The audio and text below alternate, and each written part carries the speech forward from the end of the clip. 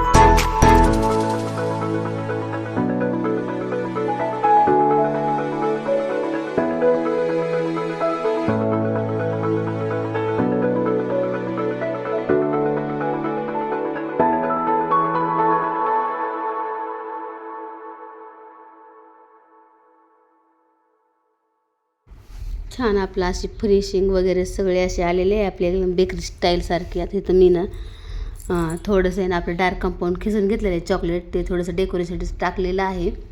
आता मस्त आपल्याला इथं वरती अशी ना छानशी गुलाबाची फुलं काढायची आहेत. नोझल घ्यायचं आणि त्या नोझलच्या साहाय्याने अशी मस्त अशी गुलाबाची फुलं काढायची. तुम्हाला कशी डिझाईन आवडतं तसं काढायचं, पण शक्यतो आपली ब्लॅक फॉरेस्टला अशी गुलाबाची फुलं छान दिसतात. घरच्या घरी असा मस्त ब्लॅक फॉरेस्ट केक आपला मस्त असा ताजा तवाना झालेला आहे. बघू शकता एकदम फ्रेश असा. कमेंट करून नक्की सांगा ब्लॅक फॉरेस्ट केक कसा झालेला आहे. आणि तुम्हाला जर केकची सिरीज बघायची असेल तर मला नक्की कमेंट करून सांगा की मी तुम्हाला सगळ्या प्रकारचे असे केक छान बनवून दाखवेल. इथं मस्त आता डेकोरेशनसाठी आपल्या खाली टचअप द्यायचं. कसं बेकरीला कसा बेकरीचाच केक आणलं कसं आपल्याला डिझाईन वगैरे असेल तर आपण खाली पण असं आहे ना डिझाईन करू शकतो तुमच्या आवडीप्रमाणे. छान असं म्हणजे बेकरी स्टाईल असा लुक येतो आपल्या केकला. आता उरलेलं माझं चॉकलेट होतं तर मग काय करणार, तर आपण मध्ये असं थोडंसं टाकून मी चॉकलेट घेतलेलं आहे. छान असं बघू शकता इथं. आणि मस्त असं त्याच्यावर आपला चेरी ठेवायच्या, चेरीने लुक येतो छान, म्हणजे चांगला असा छान उठून केक दिसतो चेरीने. बघू शकता इथं मस्त ब्लॅक फॉरेस्ट केक असा मस्त आपला तयार झालेला आहे. आता ह्याला मस्त आपल्याला 2-3 तास ना सेट करायला चांगला फ्रीजमध्ये ठेवायचा आहे एकदम असा छानसा. बघू शकता. आता चला मस्त आता सेलिब्रेशन करायचं आहे. तर आता मी 2-3 तास ह्याला ना सेट करायला ठेवणार आहे. बघू शकता मस्त असा. आणि थोडंसं लुक येण्यासाठी थोडंसं मी इथं शुगर बॉल कलरचे असतात ना आपले कलरफुल ते टाकून घेतलेले आहे. छान असा आपला रेडी झालेला आहे ब्लॅक फॉरेस्ट केक. चला आता मस्त सेलिब्रेशन तयार करू. आता मस्त मी साडी वगैरे छान अशी आवरून घेतलेली आहे. आता कसा वाटला ब्लॅक फॉरेस्ट केक नक्की कमेंट करून सांगा. आणि आता आम्ही मस्त थोडं सेलिब्रेशन आहे त्यात पण तुम्ही सहभागी व्हा घरातल्या घरात असा. आता आमच्या लग्नाला 18 वर्षे कंप्लीट झालेले आहे. आता 19 वर्ष आमच्या लग्नाला लागलेलं आहे. तर ते मला थोडंसं असं छोटासा सेलिब्रेशन, ते पण अशा आपल्या हाताने स्वतः बनवून केक कापण्यात वेगळीच मजा असते आणि खूप समाधान असं वाटतं. त्यामुळे मी असं घरीच बनवते दरवर्षी केक हाताने माझ्याच. आणि मुलांचा बड्डे असला काय असं म्हणून बाहेर आम्ही आणतच नाही, घरीच बनवतो.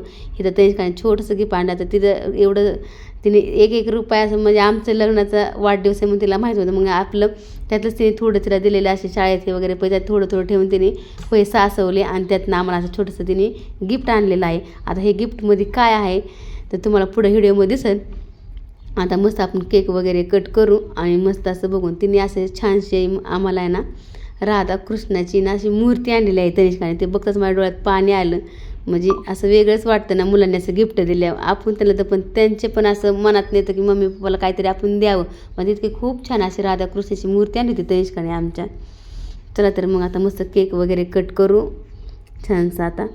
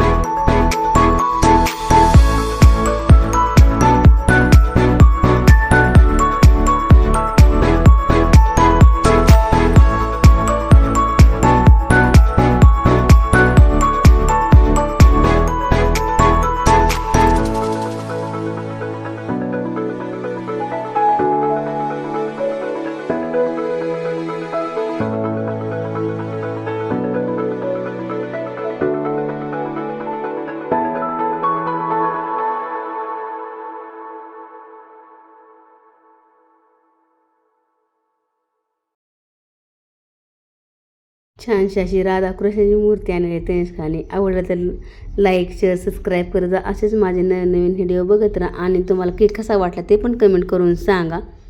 चला तर मग भेटू पुढच्या व्हिडिओ अशीच छानशी व्हिडिओ घेऊन. बाय बाय सगळ्यांना. बघू शकता, बघितलं तर असं मन भरून येतं. चला बाय.